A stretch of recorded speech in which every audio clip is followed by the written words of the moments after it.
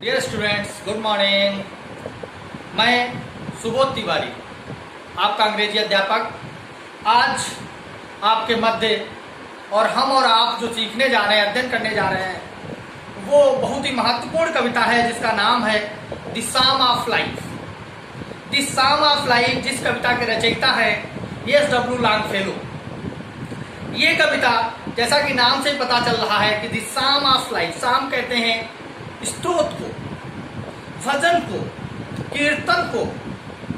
जीवन का स्तोत्र क्या है, या कहें इस शब्दों में कहें कि वास्तव में जीवन क्या है। जीवन के बारे में बड़े ही अच्छे ढंग से कवि महोदय लॉन्गफेलो के द्वारा इस कविता में बताया गया है। ये कविता बहुत ही यथार्थवादी कविता है, और अगर कहा जाए तो ये कविता पूरी तरह से गीता के दर्शन पर आधारित है। गीता में कृष्ण जी कहते हैं अर्जुन को समझाते हुए जब कि कर्मणे माधिकारस्ते मां फलेषु कदाचन मां कर्म फल हेतुर्भूमा ते संगोष्ठो कर्मणे, कि कर्म ही प्रधान है, वर्क इज वर्शिप। कर्म करिए, परिणाम की परवाह मत कीजिए। परिणाम आपके हाथ में नहीं है, परिणाम के लिए आप उत्तरदायी नहीं है, परिणाम तो उस ईश्वर के हाथ में है। और जैसा कि तुलसीदास जी ने रामचरितमानस में बड़ा सुंदर ढंग से बताया है कि सकल पदार्थ है जगमाही कर्महीन नर पावन है, कि इस दुनिया में आप सब कुछ हासिल कर सकते हैं, लेकिन तब तक नहीं जब तक आप कर्म नहीं करते। या दूसरे शब्दों में भी रामचरितमानस में तुलसीदास जी ने कहा है कि कर्म प्रधान विश्व रच राखा, जो जस करे सो तस संचय। इसी पर यही इसका एक सार है कविता का कि कर्मयोगी बने, वर्क इज वर्शिप, कर्म ही पूजा है। इसी मूल मंत्र को अपने जीवन में उतार लेना है, इसी के साथ आपको आगे बढ़ते जाना है। पहले तो ताकि हमारा एटमॉस्फेयर, हमारा माहौल थोड़ा सा पोइटिकल बने, कवितामय बने, तो हम एक बार इस कविता को लयबद्ध तरीके से पढ़ेंगे और साथ में आप लोग दोहराएंगे, और उसके बाद इस कविता का हिंदी अर्थ हम लोग जानेंगे। देखिए क्या कहते हैं कवि, life is real, life is earnest, life is real, life is earnest, and the grave is not its food. Dust thou art to dust returnest, dust thou art to dust returnest, was not spoken of the soul. Not enjoyment, not sorrow, not enjoyment and not sorrow is our destined in our way. What to yet that is tomorrow finds us farther than today. In the world's broad field of battle, in the world's broad field of battle, in the bivouac of life, we not like dumb driven cattle, be a hero in the strife. Let us then be up and doing, with a heart for any fate, still achieving, still pursuing, learn to labor and to wait. अब हम इसका हिंदी अर्थ देखेंगे। क्या कहता है कवि, life is real, जीवन, life में जीवन रियल, वास्तविक है, जीवन यथार्थ है, जीवन कोई एक स्वप्न नहीं है। जीवन के यथार्थ को जानिए, जीवन की वास्तविकता को समझिए। Life is earnest. आगे कभी कहता जीवन एक गंभीर विषय है, इसकी गंभीरता को समझ। जीवन को बहुत हल्के में ले लेते हैं लोग कह देते हैं, यहां तक कहते हैं जीवन तो एक स्वप्न है। नो, जीवन स्वप्न नहीं है। जीवन वास्तव में एक ऐसा जीवन है जो हमें मिला है, जहां हम कर्मयोगी बन सकते हैं। उसकी गंभीरता, उसकी वास्तविकता को समझकर अपने आप को सिद्ध करना होता है कि वास्तव में जीवन जो हमें मिला है वो क्यों मिला है, किस लिए। एंड और आगे कभी कहता है, और द ग्रेव, और कब्र का आशय है कि मरने के लिए, इज नॉट इट्स गोल। कहता क्या हमारा उद्देश्य, हमारा लक्ष्य, हम पैदा हुए हैं तो मरेंगे। लोग कहते हैं एक दिन तो मरना ही है। नो, इट्स ट्रू, ये सच है कि हम मरेंगे, आज नहीं तो कल। ये तो सच है, हर व्यक्ति मरता है, लेकिन मरने से पहले वो कुछ करता भी है। तो कब्र हमारा जीवन का लक्ष्य नहीं है, हमारा लक्ष्य मृत्यु नहीं है। जीवन के बारे में क्या कहा गया, dust the world, dust means मिट्टी, दाव माने आप और हम, आज निष्कलाकृत। आप और हम मिट्टी के बने हुए हैं। आप और हम ये मिट्टी का लोटा है, ये शरीर है। तुलसीदास जी रामचरितमानस में कहते हैं कि क्षिति जल पावक गगन समीरा पंच तत्व से बना। क्षिति पृथ्वी, मिट्टी, जल पानी, पावक आग, क्षिति जल पावक गगन आकाश तत्व, समीरा वायु हवा, इन 5 तत्वों से मिलकर हम बने हैं। और जब अंत समय आता है टू डस्ट रिटर्न, और हम क्या होते हैं? डस्ट में ही रिटर्न हो जाते हैं, लौट जाते हैं। हम मिट्टी से बने हुए मिट्टी में ही मिल जाते हैं। लेकिन was not spoken of this soul, हमारा ये शरीर मिट्टी में मिलता है। जो जिस तत्व से हम बने, 5 तत्वों से हम बने हैं, वो पंच तत्व में हम विलीन हो जाते हैं। हवा हवा में विलीन हो जाता है, आकाश आकाश तत्व में विलीन हो जाता है, मिट्टी मिट्टी में विलीन हो जाती है, पानी पानी में विलीन हो जाता है, हर तत्व उसमें विलीन हो जाता है। लेकिन was not spoken of this, लेकिन ऐसा आत्मा के बारे में नहीं कहा गया। आत्मा तो अजर और अमर है। आज आप लोग महाभारत देख रहे हैं, यही उपदेश कृष्ण जी, कृष्ण भगवान अर्जुन को दे रहे हैं। ऐसा आत्मा के लिए नहीं कहा गया। आत्मा तो अजर और अमर है। ये मिट्टी का शरीर, मिट्टी का लोटा, मिट्टी से बनी हुई कलाकृति, ये मिट्टी में लौट जाएगी। लेकिन जीवन जो वास्तविक है, जो वास्तव में एक बहुत ही गंभीर विषय है, उसको कहता, कभी आगे कहता नॉट एंजॉयमेंट, कहता नहीं, आनंद नहीं। क्या हमारा जन्म इसलिए हुआ है कि eat drink and B Mary, खाए पिए और मौज करें, ऋण भी लेना पड़े तब भी हम घी पिए? नो, कहता हमारा सिर्फ जन्म इसलिए नहीं हुआ है कि हम आनंद को भोगते रहें, खुशियां मनाते रहें। कहता है नाथ साहब क्या इसलिए पैदा हुए कि हम जीवन भर कष्ट को झेलते हैं, दुख को झेलें? कभी कहता नहीं, हमारा जन्म सिर्फ सुख का आनंद लेना और दुख का झेलने के लिए नहीं हुआ है।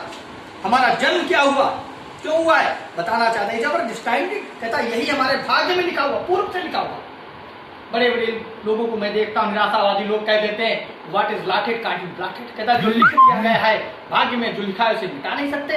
नहीं, भाग्य में जो लिखा है उसे हम अपने कर्म से मिटा सकते हैं। ऐसा कवि संदेश देना चाहता है। क्या हमारा यही पूर्व निर्धारित अंत है, यही हमारा मार्ग है, इसी से होकर हमको गुजरना है? हम जीवन भर सुख और दुख को झेलते रहें, कभी सुख आए कभी दुख आए, और इसको झेल काटते काटते हम पूरा अपना जीवन काट दें? क्या यही जीवन? No, but to act. कहता लाइफ क्या है?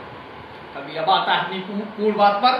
वास्तव में जीवन का सार क्या है? सार है एक्ट करने में, कार्य करने में, मेहनत करने में। हार्ड वर्क इज की टू सक्सेस। परिश्रम ही सफलता की कुंजी है। परिश्रम ही वह चाबी है, मेहनत ही वह चाबी है जो सफलता के सारे दरवाजों को खोल देती है। एक्ट करिए, कुछ करिए,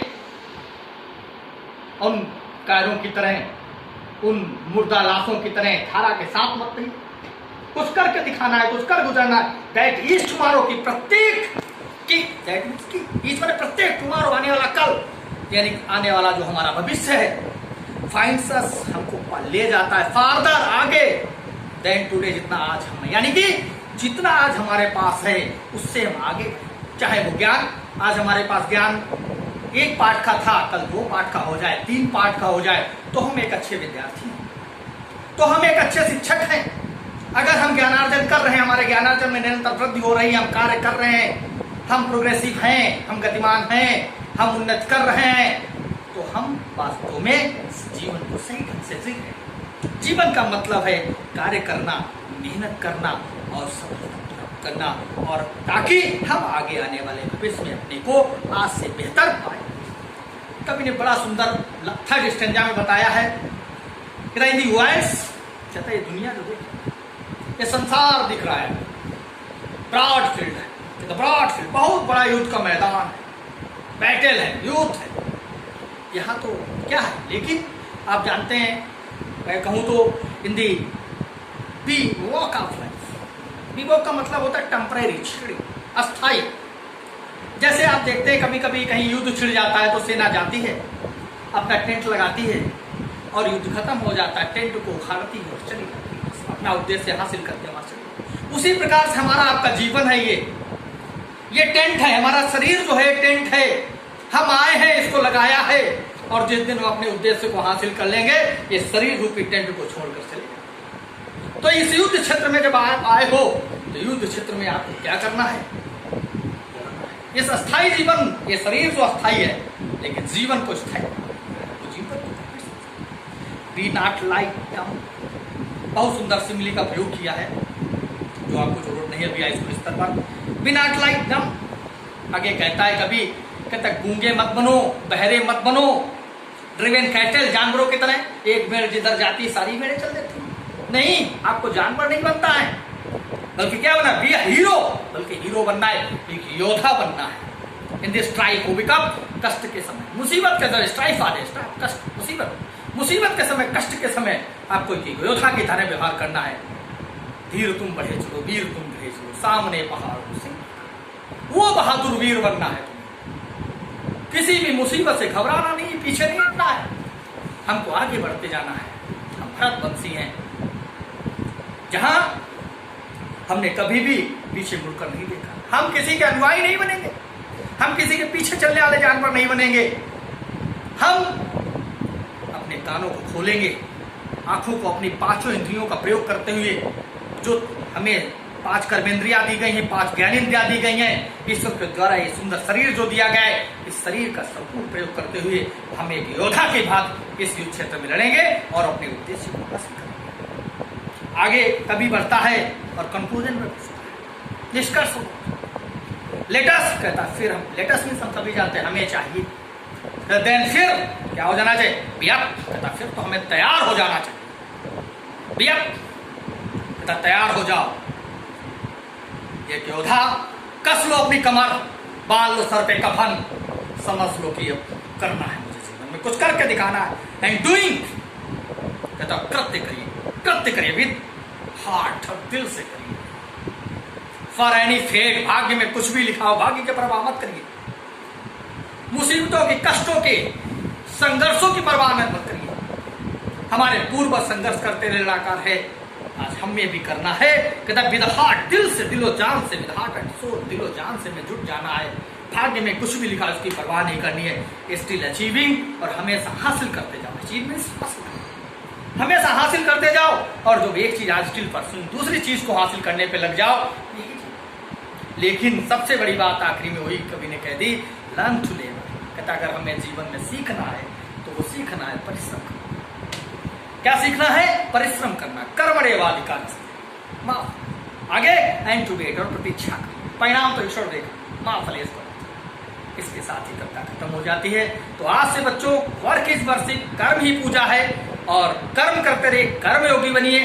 अगर आप कर्मयोगी बनेंगे तो निश्चय ही आपकी इस विश्व, इस देश में नहीं, इस विश्व में आपकी जय होगी और विजय होगी। इसके साथ मैं कुछ और आपको बच्चों बताना चाहता हूं। ये कविता जो है इसमें राइमिंग स्कीम है, बहुत ही सुंदर राइमिंग स्कीम है। आप जानते हैं राइमिंग क्या होती है? राइमिंग, अगर मैं आपको ज़्यादा गहराई में नहीं ले जाता हूं तो बताना चाहूँगा, राइमिंग वो शब्द होते हैं जो उच्चारण में एक जैसे होते हैं, मिलते जुलते। जैसे आप रामचरितमानस की कोई भी चौपाई उठाते हैं तो उसमें जैसे मंगल भवन अमंगल हारी, हारी द्रपौ सुदशरथ अजर बिहारी, हारी और बिहारी, जिस तरह से हिंदी में क्या है, ये राइमिंग वर्ड्स हैं। उसी प्रकार इंग्लिश में भी राइमिंग वर्ड्स होते हैं जिनका प्रोनाउंसिएशन, उच्चारण एक जैसा होता है। जैसे इसमें अगर देखा जाए, पहला स्टैंजा हम देखते हैं, अर्नेस्ट, अर्नेस्ट और रिटर्नेस्ट, ये दोनों एक जैसे उच्चारण में है, तो अर्नेस्ट राइम्स विद रिटर्नेस्ट। आगे देखते हैं, गोल राइम्स विद सोल।